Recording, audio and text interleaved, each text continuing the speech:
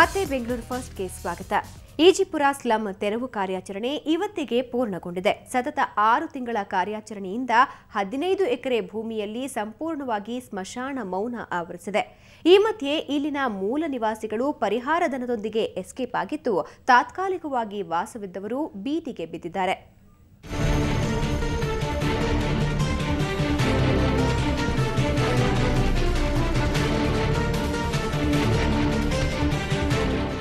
ಇಬ್ಬರ ಕಿತ್ತಾಟದಲ್ಲಿ ಮೂರನೆಯವರಿಗೆ ಲಾಭ.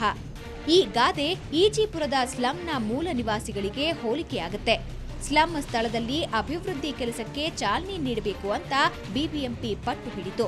ಕೋರ್ಟ್ ಆದೇಶದಂತೆ ಸ್ಲಂ ತೆರವಿಗೆ ಮುಂದಾಯಿತು. ಇದರ ವಿರುದ್ಧ ಸ್ಲಂನಲ್ಲಿ ಬಾಡಿಗೆದಾರರು ಹೋರಾಟಕ್ಕೆ ಮುಂದಾಗಿದ್ರು. ಆದ್ರೆ ಇಲ್ಲಿನ ಮೂಲ ನಿವಾಸಿಗಳು ಮಾತ್ರ ಸದ್ದಿಲ್ಲದೆ ಸರ್ಕಾರದಿಂದ ಪರಿಹಾರ ಪಡೆದು ಕಾಲ್ಕಿತ್ತಿದ್ದಾರೆ. ವಾಸಕ್ಕೆಂದು ಸ್ಲಂನಲ್ಲಿ ಬಾಡಿಗೆ ಬಂದವರು ಮಾತ್ರ ಇವತ್ತು ದುಡ್ಡು ಇಲ್ಲದೆ ಮನೆಯೂ ಇಲ್ಲದೆ ಅತಂತ್ರವಾಗಿದ್ದಾರೆ.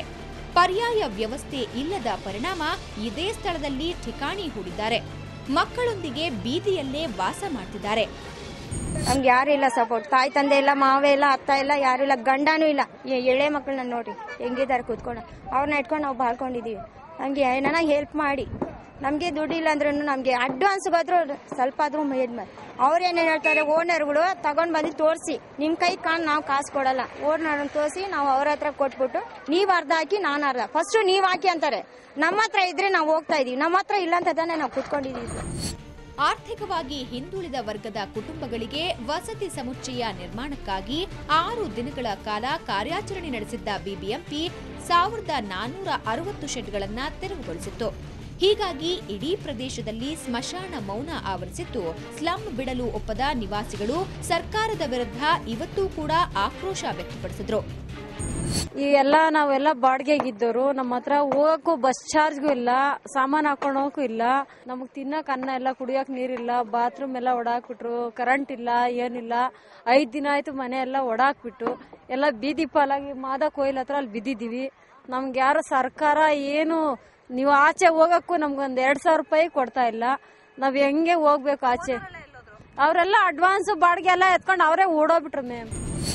ಭಾರೀ ವಿರೋಧದ ನಡುವೆಯೂ ಸ್ಲಂ ತೆರವು ಪೂರ್ಣವಾಗಿದೆ. ಇಲ್ಲಿ ಸ್ಮಶಾನ ಮೌನ ಆವರಿಸಿದೆ. ಬಾಡಿಗೆದಾರರು ಬೀದಿಗೆ ಬಿದ್ದರೆ ಮೂಲ ನಿವಾಸಿಗಳು ಪರಿಹಾರ ಪಡೆದು ಎಸ್ಕೇಪ್ ಆಗಿದ್ದಾರೆ.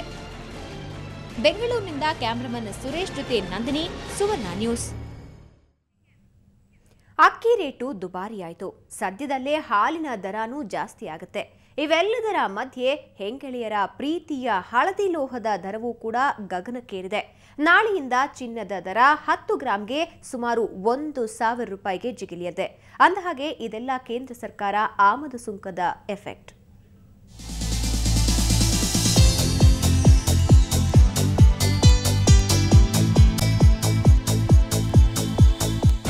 ಕಣ್ಣು ಕುಕ್ಕೋ ಓಲೆ, ಮಿರಮಿರ ಮಿನುಗೋ ನೆಕ್ಲೇಸ್, ಬ್ರೇಸ್ಲೆಟ್ ಇವೆಲ್ಲವನ್ನ ಇನ್ಮುಂದೆ ನೋಡೇನೆ ಆನಂದಿಸಬೇಕು. ಇವನ್ನೆಲ್ಲ ಕೊಳ್ಳಲೇಬೇಕು ಅಂತ ಆಸೆ ಪಟ್ರೆ ನಿಮ್ಮ ಜೇಬಿಗೆ ಕತ್ರಿ ಬೀಳೋದು ಗ್ಯಾರಂಟಿ.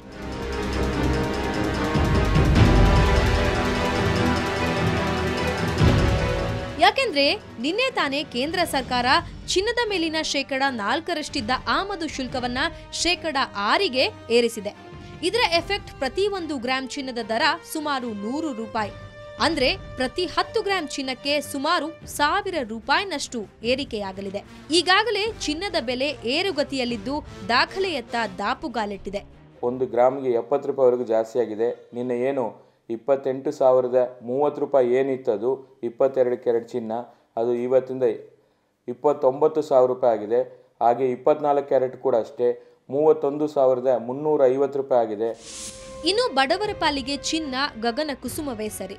ಇದರಿಂದ ವ್ಯಾಪಾರ ಕೂಡ ಡಲ್ ಆಗುತ್ತೆ. ಕೇಂದ್ರ ಸರ್ಕಾರ ಹೇರಿರುವ ಆಮದು ಶುಲ್ಕ ಇಳಿಕೆ ಮಾಡುವಂತೆ ರಾಜ್ಯ ಸರ್ಕಾರಕ್ಕೆ ಮನವಿ ಪತ್ರ ಬರೆದು ಆ ಮೂಲಕ ಕೇಂದ್ರ ಸರ್ಕಾರಕ್ಕೆ ತಲುಪಿಸುವ ನಿರ್ಧಾರವನ್ನ ಚಿನ್ನದ ವ್ಯಾಪಾರಿಗಳು ಮಾಡಿದ್ದಾರೆ. ಕೇಂದ್ರ ಸರ್ಕಾರ ಇದನ್ನು ಕೂಡಲೇ ಗಮನದಲ್ಲಿ ಇಟ್ಕೊಂಡು ಏನು 4% ಇತ್ತು ಅದನ್ನು ಮತ್ತೆ 6% 4% ಮಾಡಬೇಕು ಅಂತೇಳಿ ನಮ್ಮ ಕರ್ನಾಟಕ ಜ್ಯುವೆಲರಿ ಅಸೋಸಿಯೇಷನ್ ವತಿಯಿಂದ ನಾವು ಕೂಡ ಮನವಿ ಪತ್ರವನ್ನು ಸಲ್ಲಿಸ್ತಾ ಇದ್ದೀವಿ. ಕೇಂದ್ರ ಸರ್ಕಾರ ಚಿನ್ನದ ವ್ಯಾಪಾರಿಗಳ ಮನವಿಗೆ ಮಣಿದ್ರೆ ಓಕೆ, ಇಲ್ಲದೇ ಇದ್ರೆ ಇನ್ಮುಂದೆ ಚಿನ್ನವನ್ನ ಜನಸಾಮಾನ್ಯರು ಆಭರಣ ಅಂಗಡಿ, ಎಕ್ಸಿಬಿಷನ್ಗಳಲ್ಲಿ ನೋಡಿಯಷ್ಟೇ ಕಣ್ತುಂಬಿಕೊಳ್ಳುವ ಪರಿಸ್ಥಿತಿ ಬಂದರೂ ಅಚ್ಚರಿಯಿಲ್ಲ. ಬೆಂಗಳೂರಿನಿಂದ ಕ್ಯಾಮರಾ ಪರ್ಸನ್ ಮಹೇಶ್ ಜೊತೆ ಮಮತಾ ಮರ್ಧಾಳ್, ಸುವರ್ಣ ನ್ಯೂಸ್.